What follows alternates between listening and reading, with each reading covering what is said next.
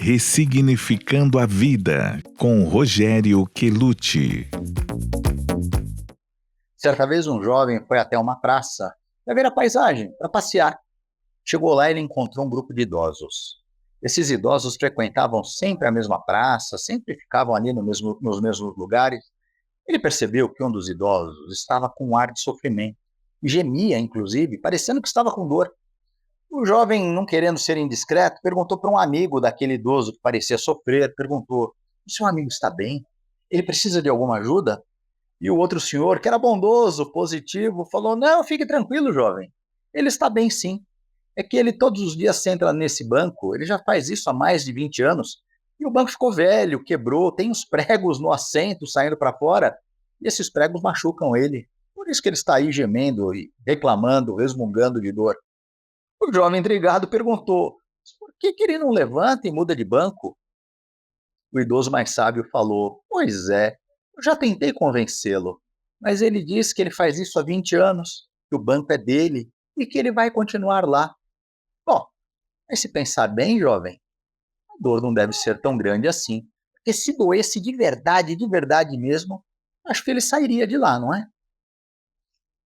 Essa historinha é para a gente pensar se nós não nos assemelhamos a esse idoso que está apegado ao mesmo hábito de sempre ir para o mesmo lugar, na mesma praça, sentar no mesmo banco, e que não consegue admitir que o banco envelheceu, não te cabe mais, não é mais confortável, não é mais condizente, que está na hora de mudar de lugar.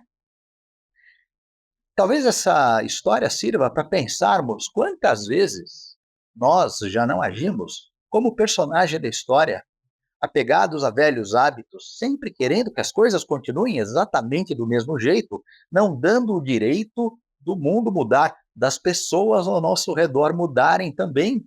E a pergunta que eu faço é a mesma pergunta que o idoso, ou melhor, o mesmo comentário que o idoso sábio fez para o jovem. Talvez, se estivesse doendo para valer, ele sairia de lá. Mas é a pergunta que a gente precisa se fazer. Quanto mais na nossa vida precisa doer para a gente mudar? Dizem os filósofos e os estudiosos do comportamento humano que o ser humano tem duas alternativas: ou pela dor ou pelo amor, mas um caminho inevitável: mudança. Quer dizer que, ou pelo amor ou pela dor, nós precisamos mudar, porque o mundo está em constante movimento, o mundo está em constante mudança.